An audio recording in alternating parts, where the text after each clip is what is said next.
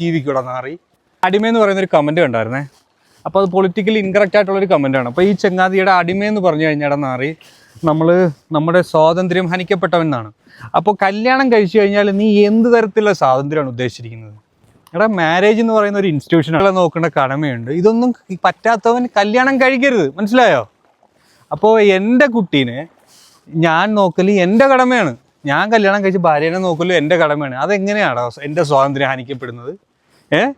മനസ്സിലായോ? എടാ, കല്യാണം എന്ന് പറയാം, ഇപ്പോൾ സ്വാതന്ത്ര്യം ആവശ്യമുള്ളവനാണെങ്കിൽ കല്യാണം കഴിക്കാതെ ബാച്ചിലറായിട്ട് ജീവിക്കുക. അപ്പോൾ അവന് അവരുടേതായിട്ടുള്ള സ്വാതന്ത്ര്യമുണ്ട്.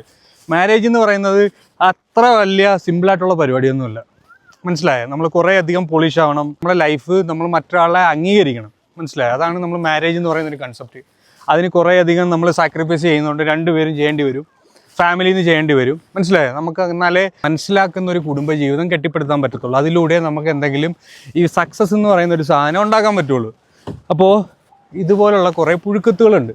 ഇവന്മാരും നിങ്ങൾ സന്തോഷത്തോടു കൂടി ഭാര്യ ഭർത്താക്കന്മാരും നിങ്ങൾ ജീവിക്കുമായിരിക്കും. ആ ഹാപ്പിനെസ് കാണുമ്പോൾ ഇവനൊക്കെ അങ്ങ് ചൊറിയും. കാര്യം എന്ന് പറഞ്ഞാൽ ഇവൻ മറ്റേ സ്വാതന്ത്ര്യത്തിൻ്റെ ആളാണ്, മനസ്സിലായോ? കാര്യം എന്ന് പറഞ്ഞാൽ ഇവൻ കല്യാണം കഴിച്ചാൽ ഇവൻ ആ സ്വാതന്ത്ര്യം വേണം. അപ്പോൾ എന്ന് പറഞ്ഞാൽ എടാ, നിനക്ക് സ്വാതന്ത്ര്യം വരും, അപ്പം നിൻ്റെ ഭാര്യ ഇതുപോലെ സ്വാതന്ത്ര്യത്തിന് പോയാൽ നിൻ്റെ മക്കൾ എന്ത് ജീവിതത്തിൽ ജീവിക്കൂടാ നാറി? നിനക്ക് സെക്സ് തോന്നുമ്പോൾ സെക്സ് ചെയ്യാനും അല്ലേ? നിനക്ക് സെക്സ് തോന്നുമ്പോൾ സെക്സ് ചെയ്യാനും, നിനക്ക് ഭക്ഷണം ഉണ്ടാക്കി തരാനും, നിൻ്റെ കുഞ്ഞുങ്ങളെ നോക്കാനും, നിൻ്റെ അപ്പി കോരാനുമാണോ നിൻ്റെ ഭാര്യ ഉള്ളത്?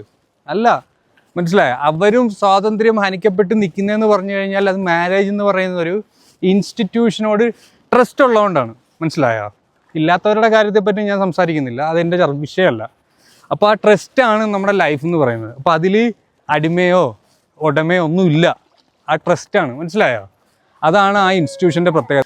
അപ്പോൾ നീ നിൻ്റെ സ്വാതന്ത്ര്യം തേടി പോയി, നിൻ്റെ ഭാര്യയുടെ സ്വാതന്ത്ര്യം തേടി പോയാൽ നീ ഉണ്ടാക്കിയ കുഞ്ഞുങ്ങളെ എവിടെ പോടാ നാറി?